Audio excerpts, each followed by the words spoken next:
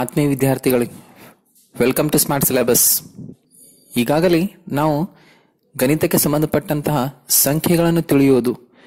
ಈ ವಿಡಿಯೋಗಳಲ್ಲಿ ಸಂಖ್ಯೆಗಳ ಹೋಲಿಕೆ ಹಾಗೂ ಕೊಟ್ಟಂತಹ ಸಂಖ್ಯೆಗಳನ್ನು ಏರಿಕೆ ಕ್ರಮ ಹಾಗೂ ಇಳಿಕೆ ಕ್ರಮದಲ್ಲಿ ಬರೆಯುವುದು, ಅದಲ್ಲದೆ ಕೊಟ್ಟಂತಹ ಅಂಕಿಗಳನ್ನು ಉಪಯೋಗಿಸಿಕೊಂಡು ಅತಿ ದೊಡ್ಡ ಸಂಖ್ಯೆ ಹಾಗೂ ಅತಿ ಚಿಕ್ಕ ಸಂಖ್ಯೆಯನ್ನು ಮಾಡುವುದು, 10,000, 1,00,000 ಹೀಗೆ ಅತಿ ದೊಡ್ಡ ಸಂಖ್ಯೆಗಳನ್ನು ತಿಳಿದುಕೊಳ್ಳುವುದು, ಅಲ್ಲದೆ ಅಲ್ಪ ವಿರಾಮ ಹಾಕಿ ಸಂಖ್ಯೆಗಳನ್ನು ಬರೆಯಲು ಮತ್ತು ಓದಲು ತಿಳಿದುಕೊಂಡಿದ್ದೇವೆ. ಈಗ ಈ ಪರಿಕಲ್ಪನೆಗಳ ಕುರಿತಂತೆ ಮೊದಲನೇ ಅಭ್ಯಾಸ 1.1 ಅನ್ನು ತಿಳಿದುಕೊಳ್ಳೋಣ. ಬನ್ನಿ.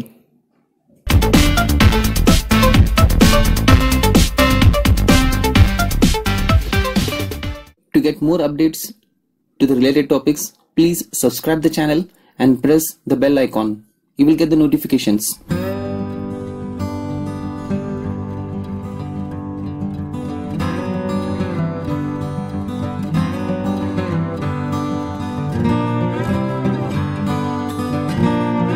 ವಿದ್ಯಾರ್ಥಿಗಳೇ, ಈ ಪಾಠಗಳ ಕುರಿತು ನಿಮ್ಮ ಸ್ನೇಹಿತರಲ್ಲಿ ಹಂಚಿಕೊಳ್ಳಿ, ಏಕೆಂದರೆ ಈ ಪಾಠಗಳ ಲಾಭವನ್ನು ಹೆಚ್ಚು ವಿದ್ಯಾರ್ಥಿಗಳು ಪಡೆದುಕೊಳ್ಳಬೇಕು ಎಂಬುದು ನಮ್ಮ ಆಸೆ.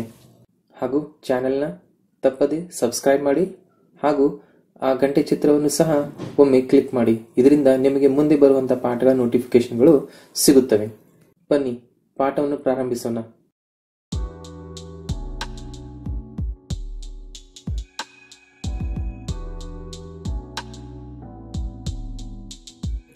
ಅಭ್ಯಾಸ 1.1ರಲ್ಲಿ ಮೊದಲನೆಯದಾಗಿ ಈ ಬಿಟ್ಟಿರುವ ಸ್ಥಳಗಳನ್ನು ಭರ್ತಿ ಮಾಡುವುದು. ಈ ಭಾಗದಲ್ಲಿ ನಾವು 5 ಪ್ರಶ್ನೆಗಳನ್ನು ಹೊಂದಿದ್ದೇವೆ. A, B, C, D, E. ಅವು ಯಾವುವು ಎಂದರೆ,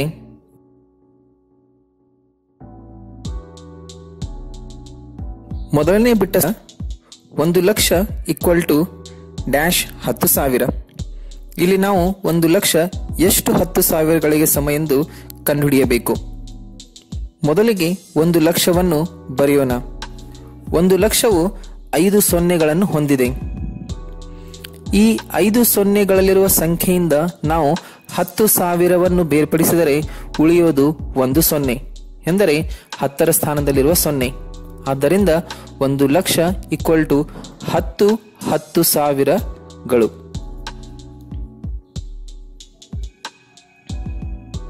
ಬಿ 1,000,000 = ಎಷ್ಟು 100,000ಗಳು. ಮೊದಲಿಗೆ 1 ಬಿಲಿಯನ್ ಅನ್ನು ಬರೆಯೋಣ.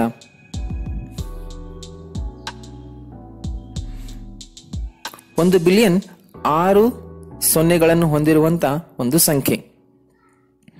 ಇದರಲ್ಲಿ ನಾವು 100,000ವನ್ನು ಅಂದರೆ ಬಿಡಿ 10, 100, 1000, 10,000, 100,000 ಬೇರ್ಪಡಿಸಿದರೆ ಉಳಿಯುವುದು ಕೊನೆಯದಾಗಿ 1, ಅಂದರೆ ಅದು 10. ಆದ್ದರಿಂದ 1,000,000 = 10 100,000ಗಳು. ಇನ್ನು ಸಿ 1 ಕೋಟಿ = ಎಷ್ಟು 10 ಲಕ್ಷಗಳು. ಮೊದಲಿಗೆ 1 ಕೋಟಿಯನ್ನು ಬರೆಯೋಣ. ಇದು 7 ಸೊನ್ನೆಗಳನ್ನು ಹೊಂದಿರುವಂತಹ ಒಂದು ಸಂಖ್ಯೆ. ಇವುಗಳಲ್ಲಿ ಬಿಡಿ 10, 100, 1000, 10,000, ಲಕ್ಷ, 10 ಲಕ್ಷ ಇದನ್ನು ಬೇರ್ಪಡಿಸಿದರೆ ಕೊನೆಗೆ ಉಳಿಯುವುದು 1, ಅಂದರೆ 10ರ ಸ್ಥಾನ. ಆದ್ದರಿಂದ 1 ಕೋಟಿ = 10 ಲಕ್ಷಗಳು. ಇನ್ನು ಡಿ 1 ಕೋಟಿ = ಡ್ಯಾಶ್ ಮಿಲಿಯನ್ಗಳು. 1 ಕೋಟಿಯಲ್ಲಿ 7 ಸೊನ್ನೆಗಳಿರುತ್ತವೆ. ಈ 7 ಸೊನ್ನೆಗಳಲ್ಲಿ ಹಿಂದಿನ ಪ್ರಶ್ನೆಗೆ ಹೋಲಿಸಿದರೆ ನಾವು ಈಗಾಗಲೇ ಹಿಂದಿನ ವಿಡಿಯೋಗಳಲ್ಲಿ ಕಲಿತಿದ್ದೇವೆ. 1 ಮಿಲಿಯನ್ ಎಂದರೆ 10 ಲಕ್ಷ. ಆದ್ದರಿಂದ ಇಲ್ಲಿಯೂ ಸಹ ನಾವು 10 ಲಕ್ಷದವರೆಗೆ ಅಥವಾ 1 ಮಿಲಿಯನ್ ವರೆಗೆ ಸೊನ್ನೆಗಳನ್ನು ಬೇರ್ಪಡಿಸಿದರೆ ಕೊನೆಗೆ ಉಳಿಯುವುದು 1. ಆದ್ದರಿಂದ ಇದು ಸಹ 1 ಕೋಟಿ = 10 ಮಿಲಿಯನ್ಗಳು. ಇನ್ನು ಈ 1 ಮಿಲಿಯನ್ = ಎಷ್ಟು ಲಕ್ಷ. ಮೊದಲಿಗೆ 1 ಮಿಲಿಯನ್ ಅನ್ನು ಬರೆದಾಗ ಇದು 6 ಸೊನ್ನೆಗಳನ್ನು ಹೊಂದಿರುವಂತಹ ಒಂದು ಸಂಖ್ಯೆ. ಇದರಲ್ಲಿ ಬಿಡಿ 10, 100, 1000, 10,000, ಲಕ್ಷ ಇದನ್ನು ಬೇರ್ಪಡಿಸಿದರೆ ಕೊನೆಗೆ ಉಳಿಯುವುದು 1. ಆದ್ದರಿಂದ 10. ಆದ್ದರಿಂದ 1 ಮಿಲಿಯನ್ ಈಕ್ವಲ್ ಟು 10 ಲಕ್ಷ ಎಂದು ನಾವು ಬರೆಯಬಹುದು.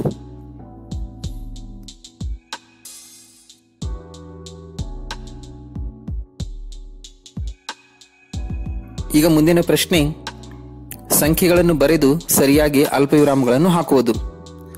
ಇದರಲ್ಲಿ ಮೊದಲನೆಯ ಪ್ರಶ್ನೆ 73,75,307. ಪರಿಹಾರ. ಈ ಪ್ರಶ್ನೆಯನ್ನು ಉತ್ತರಿಸಲು ನಾವು ಕೆಳಗಿನ ಈ ಕೋಷ್ಟಕವನ್ನು ಉಪಯೋಗಿಸಿಕೊಳ್ಳೋಣ. 73 ಲಕ್ಷ. ಆದ್ದರಿಂದ 7 10 ಲಕ್ಷದ ಸ್ಥಾನದಲ್ಲಿ, 3 ಲಕ್ಷದ ಸ್ಥಾನದಲ್ಲಿ, ಇನ್ನು 75,000. ಆದ್ದರಿಂದ 7 10,000 ಸ್ಥಾನದಲ್ಲಿ, 5 1,000ದ ಸ್ಥಾನದಲ್ಲಿ, 307 3 100ರ ಸ್ಥಾನದಲ್ಲಿ, ಕೊನೆಗೆ 7 ಬಿಡಿ ಸ್ಥಾನದಲ್ಲಿ. ಆದ್ದರಿಂದ 10ರ ಸ್ಥಾನದಲ್ಲಿ ಯಾವುದೇ ಸಂಖ್ಯೆ ಇಲ್ಲದಿದ್ದರಿಂದ ನಾವು 0ಯನ್ನು ಬರೆಯುತ್ತೇವೆ. ಆದ್ದರಿಂದ ಈ ಸಂಖ್ಯೆಯನ್ನು ಪರಿಹಾರದಲ್ಲಿ ಬರೆದಾಗ ಇದು 73,75,307. ಇದು ಭಾರತೀಯ ಪದ್ಧತಿಯಲ್ಲಿ ಇರುವುದರಿಂದ ನಾವು ಮೊದಲಿಗೆ ಅಲ್ಪವಿರಾಮವನ್ನು 5 ಮತ್ತು 3ರ ಮಧ್ಯ ಹಾಗೂ ಎರಡನೇ ಅಲ್ಪವಿರಾಮವನ್ನು 3 ಮತ್ತು 7ರ ಮಧ್ಯ ಬರೆಯಬೇಕು.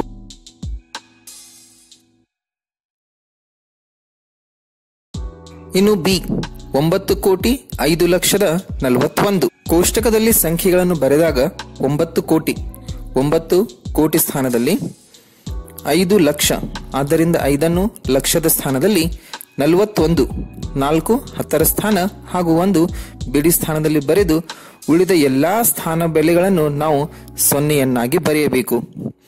ಆದ್ದರಿಂದ ಈ ಸಂಖ್ಯೆಯು 9,0,5,0,0,0,4,1. ಇದರಲ್ಲಿ ಮೊದಲನೇ ಅಲ್ಪವಿರಾಮವನ್ನು 100ರ ಸ್ಥಾನದಲ್ಲಿರುವ 0 ಹಾಗೂ 1000 ಸ್ಥಾನದಲ್ಲಿರುವ 0ಯ ಮಧ್ಯೆ ಇಡಬೇಕು.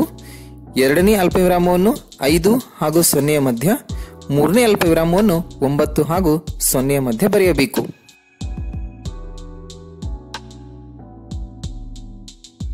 ಮುಂದಿನ ಪ್ರಶ್ನೆ ಸಿ 7,52,21,302. 7 ಕೋಟಿ. ಆದ್ದರಿಂದ 7 ಕೋಟಿ ಸ್ಥಾನದಲ್ಲಿ, 52 ಲಕ್ಷ. 5 10 ಲಕ್ಷ ಸ್ಥಾನ ಹಾಗೂ 2 ಲಕ್ಷದ ಸ್ಥಾನದಲ್ಲಿ, 21,000 2 10,000 ಸ್ಥಾನ ಹಾಗೂ 1000 ಸ್ಥಾನದಲ್ಲಿ 1 ಬರೆಯಬೇಕು. 302 3 100ರ ಸ್ಥಾನ, 2 ಬಿಡಿ ಸ್ಥಾನ. 10ರ ಸ್ಥಾನ ಯಾವುದೇ ಸಂಖ್ಯೆ ಹೊಂದದೇ ಇರುವುದರಿಂದ ಅಲ್ಲಿ ನಾವು 0ಯನ್ನು ಬರೆಯಬೇಕು.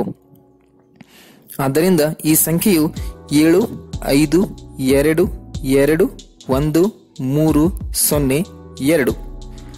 ಮೊದಲನೇ ಅಲ್ಪವಿರಾಮವನ್ನು 1 ಮತ್ತು 3ರ ಮಧ್ಯ, ಎರಡನೇ ಅಲ್ಪವಿರಾಮವನ್ನು 2 ಮತ್ತು 2ರ ಮಧ್ಯ ಹಾಗೂ ಕೊನೆಯ ಅಲ್ಪವಿರಾಮವನ್ನು 7 ಮತ್ತು 5ರ ಮಧ್ಯ.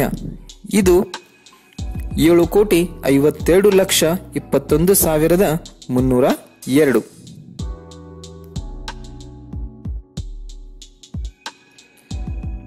ಇನ್ನು ಡಿ 58,423,202. ಈ ಸಂಖ್ಯೆಯು ಅಂತಾರಾಷ್ಟ್ರೀಯ ಪದ್ಧತಿಯಲ್ಲಿದೆ. ಆದ್ದರಿಂದ ನಾವು ಅಂತಾರಾಷ್ಟ್ರೀಯ ಪದ್ಧತಿಯ ಕೋಷ್ಟಕವನ್ನೇ ಬಳಸಿಕೊಳ್ಳೋಣ. ಮೊದಲಿಗೆ 58 ಮಿಲಿಯನ್ ಎಂದರೆ 5 10 ಮಿಲಿಯನ್ ಸ್ಥಾನದಲ್ಲಿ ಹಾಗೂ 8 ಮಿಲಿಯನ್ ಸ್ಥಾನದಲ್ಲಿ ಬರೆಯಬೇಕು. 423,000. ಆದ್ದರಿಂದ 4 100,000, 2 10,000 ಹಾಗೂ 3 1000 ಸ್ಥಾನದಲ್ಲಿ ಬರೆಯಬೇಕು. ಇನ್ನು ಕೊನೆಗೆ 202. ಆದ್ದರಿಂದ 2 100ರ ಸ್ಥಾನ ಮತ್ತೆ 2 ಬಿಡಿ ಸ್ಥಾನದಲ್ಲಿ ಬರೆದು 10ರ ಸ್ಥಾನದಲ್ಲಿ 0ಯನ್ನು ಬರೆಯಬೇಕು. ಈ ಸಂಖ್ಯೆಯು ಅಂತಾರಾಷ್ಟ್ರೀಯ ಪದ್ಧತಿಯಲ್ಲಿರುವುದರಿಂದ ನಾವು ಅಲ್ಪ ವಿರಾಮಗಳನ್ನು ಪ್ರತಿ 3 ಸಂಖ್ಯೆಗಳಿಗೊಮ್ಮೆ ಬರೆಯುತ್ತೇವೆ. ಆದ್ದರಿಂದ ಮೊದಲನೇ ಅಲ್ಪ ವಿರಾಮವು 3 ಮತ್ತು 2ರ ಮಧ್ಯ, ಎರಡನೇ ಅಲ್ಪ ವಿರಾಮವು 8 ಮತ್ತು 4ರ ಮಧ್ಯ ಬರುತ್ತದೆ. ಇದು 58,423,202.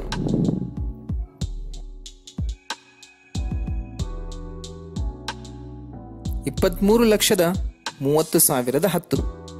ಮತ್ತೊಮ್ಮೆ ಇದು ಭಾರತೀಯ ಸಂಖ್ಯಾ ಪದ್ಧತಿಯಲ್ಲಿರುವಂತಹ ಸಂಖ್ಯೆ. ಕೋಷ್ಟಕದಲ್ಲಿ ಮೊದಲಿಗೆ 2 10 ಲಕ್ಷ ಸ್ಥಾನದಲ್ಲಿ, ಏಕೆಂದರೆ 23, 3 ಲಕ್ಷದ ಸ್ಥಾನದಲ್ಲಿ, ನಂತರ 30,000, ಆದ್ದರಿಂದ 3 10,000 ಹಾಗೂ 0 1000 ಸ್ಥಾನದಲ್ಲಿ ಬರೆದು ಕೊನೆಗೆ 10 ಎಂದರೆ 10ರ ಸ್ಥಾನದಲ್ಲಿ 1 ಬಿಡಿ ಸ್ಥಾನದಲ್ಲಿ 0 ಬರೆದಾಗ 100ರ ಸ್ಥಾನದಲ್ಲಿ ಯಾವುದೇ ಸಂಖ್ಯೆಯನ್ನು ಕೊಡದೇ ಇದ್ದುದರಿಂದ ನಾವು ಅದನ್ನು 0 ಎಂದು ಬರೆಯುತ್ತೇವೆ. ನಂತರ ಅಲ್ಪವಿರಾಮಗಳನ್ನು ಹಾಕಿದಾಗ ಮೊದಲನೇ ಅಲ್ಪವಿರಾಮವು 1000 ಮತ್ತು 100ರ ಸ್ಥಾನದಲ್ಲಿರುವ ಸೊನ್ನೆಗಳ ಮಧ್ಯ, ಇನ್ನೊಂದು ಅಲ್ಪವಿರಾಮವು 3 ಮತ್ತು 3ಗಳ ಮಧ್ಯ ಬರುತ್ತದೆ. ಇದು 23,30,10,000.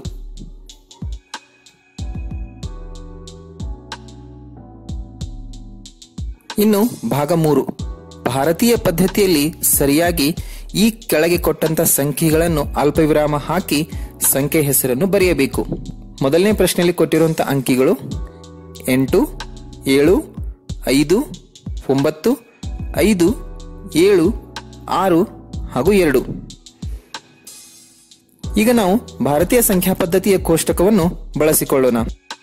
ಬಿಡಿ ಸ್ಥಾನದಿಂದ ಒಂದೊಂದೇ ಅಂಕಿಗಳನ್ನು ಬರೆದುಕೊಂಡು ಬಂದಾಗ ಬಿಡಿ ಸ್ಥಾನದಲ್ಲಿ 2, 10ರ ಸ್ಥಾನದಲ್ಲಿ 6, 100ರ ಸ್ಥಾನದಲ್ಲಿ 7, 1000ದ ಸ್ಥಾನದಲ್ಲಿ 5, 10,000 ಸ್ಥಾನದಲ್ಲಿ 9, ಲಕ್ಷದ ಸ್ಥಾನದಲ್ಲಿ 5, 10 ಲಕ್ಷ ಸ್ಥಾನದಲ್ಲಿ 7 ಹಾಗೂ ಕೊನೆಗೆ ಕೋಟಿ ಸ್ಥಾನದಲ್ಲಿ 8 ಬರುತ್ತದೆ. ಮೊದಲನೇ ಅಲ್ಪವಿರಾಮವು 5 ಮತ್ತು 7ರ ಮಧ್ಯ, ಎರಡನೇ ಅಲ್ಪವಿರಾಮವು 5 ಮತ್ತು 9ರ ಮಧ್ಯ, ಕೊನೆಯ ಅಲ್ಪವಿರಾಮವನ್ನು 8 ಮತ್ತು 7ರ ಮಧ್ಯ ಬರೆಯಬೇಕು. ಆದ್ದರಿಂದ ಈ ಸಂಖ್ಯೆಯು 8,75,95,762. ಎರಡನೆಯ ಸಂಖ್ಯೆ 8, 5, 4, 6, 2, 8 ಹಾಗೂ 3. ಈ ಅಂಕಿಗಳನ್ನು ಕೋಷ್ಟಕದಲ್ಲಿ ಬರೆದಾಗ ಬಿಡಿ ಸ್ಥಾನದಿಂದ ಪ್ರಾರಂಭಿಸಿ ನಾವು ಅಂಕಿಗಳನ್ನು ಬರೆಯಬೇಕು. ಆದ್ದರಿಂದ ಬಿಡಿ ಸ್ಥಾನದಲ್ಲಿ ಮೊದಲಿಗೆ 3, ನಂತರ 8, ನಂತರ 2, 6, 4, ಲಕ್ಷದ ಸ್ಥಾನದಲ್ಲಿ 5 ಹಾಗೂ ಕೊನೆಗೆ 10 ಲಕ್ಷ ಸ್ಥಾನದಲ್ಲಿ 8 ಬರೆಯಬೇಕು. ಇದು ಭಾರತೀಯ ಪದ್ಧತಿಯಾದ್ದರಿಂದ ಮೊದಲಿಗೆ ಬಿಡಿ ಸ್ಥಾನದಿಂದ 3 ಅಂಕಿಗಳ ನಂತರ ಮೊದಲನೇ ಅಲ್ಪವಿರಾಮ ಹಾಗೂ ಮತ್ತೆ 2 ಅಂಕಿಗಳ ನಂತರ ಎರಡನೇ ಅಲ್ಪವಿರಾಮವನ್ನು ಹಾಕಬೇಕು. ಆದ್ದರಿಂದ ಈ ಸಂಖ್ಯೆಯು 8, 5, 85, 5 ಲಕ್ಷದ ಸ್ಥಾನದಲ್ಲಿರುವುದರಿಂದ 85,46,283.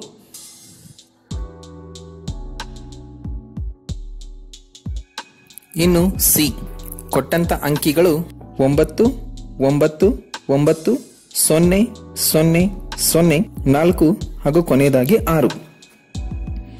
ಈ ಎಲ್ಲ ಅಂಕಿಗಳನ್ನು ಕೋಷ್ಟಕದಲ್ಲಿ ಬರೆದಾಗ ಬಿಡಿ ಸ್ಥಾನದಲ್ಲಿ 6, ನಂತರ 4, ನಂತರ 0, 1000 ಸ್ಥಾನದಲ್ಲಿ 0, 10,000 ಸ್ಥಾನದಲ್ಲಿ 0, ನಂತರ ಲಕ್ಷದ ಸ್ಥಾನದಲ್ಲಿ 9, 9 ಹಾಗೂ ಕೊನೆಗೆ ಕೋಟಿ ಸ್ಥಾನದಲ್ಲಿ 9 ಬರೆದಾಗ ನಮಗೆ ದೊರೆಯುವಂತಹ ಸಂಖ್ಯೆಯು 9 ಕೋಟಿ ಸ್ಥಾನದಲ್ಲಿರುವುದರಿಂದ ಇದು 9 ಕೋಟಿ. ನಂತರ 9, 9 ಕೂಡಿಸಿ ಓದಿದಾಗ 99 ಲಕ್ಷ. ಕೊನೆಗೆ 10,000, 1000 ಮತ್ತು 100ರ ಸ್ಥಾನಗಳು 0 ಹೊಂದಿರುವುದರಿಂದ ಇಲ್ಲಿ ಯಾವುದೇ ಸಂಖ್ಯೆಗಳು ಇರುವುದಿಲ್ಲ. ಆದ್ದರಿಂದ ಕೊನೆಗೆ 46.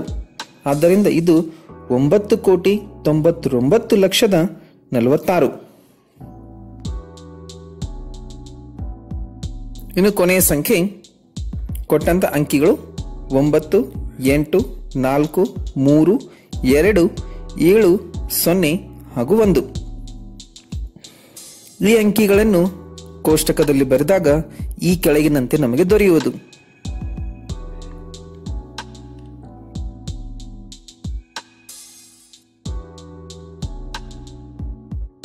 ಮೊದಲನೇ ಅಲ್ಪವಿರಾಮವನ್ನು ಮೊದಲ 3 ಅಂಕಿಗಳ ನಂತರ, ನಂತರ 2 ಅಂಕಿಗಳ ನಂತರ ಹಾಗೂ ಮತ್ತೆ 2 ಅಂಕಿಗಳ ನಂತರ ನಾವು ಅಲ್ಪವಿರಾಮವನ್ನು ಹಾಕಬೇಕು. ಇಲ್ಲಿ 9 ಕೋಟಿ ಸ್ಥಾನದಲ್ಲಿರುವುದರಿಂದ ಸಂಖ್ಯೆಯು 9,84,32,000 ಕೊನೆಗೆ 701. ಸೊ ಇಲ್ಲಿಯವರೆಗೆ ನಾವು ಕೊಟ್ಟಂತ ಅಂಕಿಗಳನ್ನು ಭಾರತೀಯ ಪದ್ಧತಿಯಲ್ಲಿ ಅಲ್ಪವಿರಾಮ ಹಾಕಿ ಓದುವುದನ್ನು ಹಾಗೂ ಬರೆಯುವುದನ್ನು ತಿಳಿದುಕೊಂಡಿದ್ದೇವೆ. ಈಗ ಮುಂದಿನ ಪ್ರಶ್ನೆ. ಈಗ ಕೊಟ್ಟಂತ ಅಂಕಿಗಳನ್ನು ಅಂತಾರಾಷ್ಟ್ರೀಯ ಸಂಖ್ಯಾ ಪದ್ಧತಿಯಲ್ಲಿ ಬರೆದು ಅಲ್ಪವಿರಾಮ ಹಾಕಿ ಬರೆದು ಓದುವುದನ್ನು ತಿಳಿದುಕೊಳ್ಳೋಣ. ಮೊದಲಿಗೆ ಕೊಟ್ಟಂತ ಅಂಕಿಗಳು 7, 8, 9, 2, 1, 0, 9, 2. ಇದು ಅಂತಾರಾಷ್ಟ್ರೀಯ ಸಂಖ್ಯಾ ಪದ್ಧತಿ ಆಗಿರುವುದರಿಂದ ನಾವು ಅಂತಾರಾಷ್ಟ್ರೀಯ ಸಂಖ್ಯಾ ಪದ್ಧತಿಯ ಕೋಷ್ಟಕವನ್ನೇ ಇಲ್ಲಿ ಬಳಸಿಕೊಳ್ಳೋಣ. ಹಿಂದಿನ ಲೆಕ್ಕಗಳ ಪ್ರಕಾರ ಇಲ್ಲಿ ಬಿಡಿ ಸ್ಥಾನದಿಂದ ಪ್ರಾರಂಭಿಸಿ ಒಂದೊಂದೇ ಅಂಕಿಯನ್ನು ಬರೆದುಕೊಂಡು ಹೋಗಬೇಕು. ನಂತರ ಪ್ರತಿ 3 ಅಂಕಿಗಳ ನಂತರ ಒಂದು ಅಲ್ಪವಿರಾಮವನ್ನು ಹಾಕಬೇಕು. ಆದ್ದರಿಂದ ನಮಗೆ ದೊರೆಯುವ ಸಂಖ್ಯೆ 8 ಮಿಲಿಯನ್ ಸ್ಥಾನದಲ್ಲಿರುವುದರಿಂದ ಇದು 78 ಮಿಲಿಯನ್. ನಂತರ 921 3 ಒಟ್ಟಿಗೆಯಾಗಿ ಓದಬೇಕು. 1,000 ಸ್ಥಾನದಲ್ಲಿ ಇರುವುದರಿಂದ 921,000 ಕೊನೆಗೆ 92 ಅಂದರೆ 78 ಮಿಲಿಯನ್ 921,092.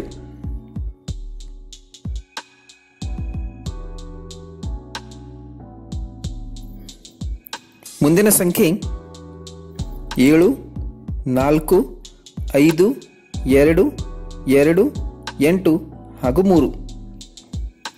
ಈ ಅಂಕಿಗಳನ್ನು ಕೊಟ್ಟಂತ ಕೋಷ್ಟಕದಲ್ಲಿ ಬರೆದ ನಂತರ ಮತ್ತೆ ಪ್ರತಿ 3 ಅಂಕಿಗಳ ನಂತರ ಅಲ್ಪವಿರಾಮವನ್ನು ಹಾಕಬೇಕು. ಈಗ 7 ಮಿಲಿಯನ್ ಸ್ಥಾನದಲ್ಲಿ ಇರುವುದರಿಂದ ಇದು 7 ಮಿಲಿಯನ್. 452 ಒಟ್ಟಾಗಿ ಓದಬೇಕು. ಆದ್ದರಿಂದ ಇದು 452,283.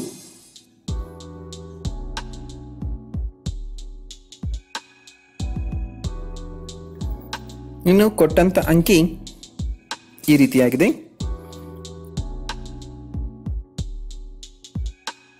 ಕೊಟ್ಟಂತ ಅಂಕಿಗಳನ್ನು ಈ ಕೆಳಗಿನ ಕೋಷ್ಟಕದಲ್ಲಿ ಭರ್ತಿ ಮಾಡಿ ನಂತರ ಪ್ರತಿ 3 ಅಂಕಿಗಳ ನಂತರ ಒಂದು ಅಲ್ಪವಿರಾಮವನ್ನು ಹಾಕಿ.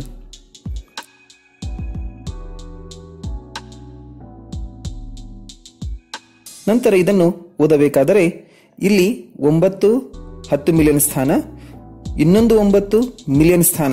ಆದ್ದರಿಂದ ಇದನ್ನು ಒಟ್ಟಿಗೆಯಾಗಿ ಓದಿದಾಗ ಇದು 99 ಮಿಲಿಯನ್. ನಂತರ 985 ಒಟ್ಟಿಗೆಯಾಗಿ ಓದಬೇಕು. ಆದ್ದರಿಂದ ಇದು 985,102. ಆದ್ದರಿಂದ ಒಟ್ಟಾಗಿ 99,985,102. ಇನ್ನು ಕೊನೆಯದಾಗಿ ಈ ಕೊಟ್ಟಿರುವ ಅಂಕಿಗಳನ್ನು ಮತ್ತೆ ಕೋಷ್ಟಕದಲ್ಲಿ ಬರೆದಾಗ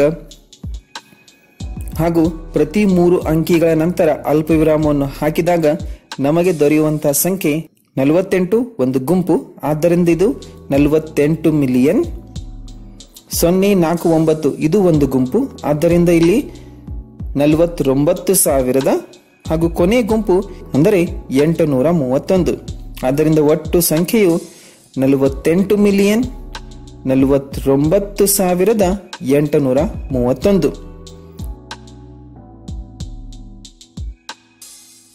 ವಿದ್ಯಾರ್ಥಿಗಳೇ, ಅಭ್ಯಾಸ 1.1 ನಿಮಗೆ ಅರ್ಥ ಆಗಿದೆ ಎಂದು ತಿಳಿದುಕೊಳ್ಳೋಣ. ಸೊ ಈ ವಿಡಿಯೋಗಳ ಬಗ್ಗೆ ನಿಮ್ಮ ಸ್ನೇಹಿತರಲ್ಲಿ ಹಂಚಿಕೊಳ್ಳಿ. ಅಲ್ಲದೆ ನಿಮಗೆ ಯಾವುದೇ ಸಂದೇಹಗಳಿದ್ದಲ್ಲಿ ಕೆಳಗೆ ಕಮೆಂಟ್ನಲ್ಲಿ ತಿಳಿಸಿ ಹಾಗೂ ಚಾನೆಲ್ ಅನ್ನು ತಪ್ಪದೇ ಸಬ್ಸ್ಕ್ರೈಬ್ ಮಾಡಿ. ಮತ್ತೆ ಭೇಟಿಯಾಗೋಣ ಮುಂದಿನ ವಿಡಿಯೋದಲ್ಲಿ. ಅಲ್ಲಿಯವರೆಗೆ ಚೆನ್ನಾಗಿ ಓದಿ, ಚೆನ್ನಾಗಿ ಅಭ್ಯಾಸ ಮಾಡಿ.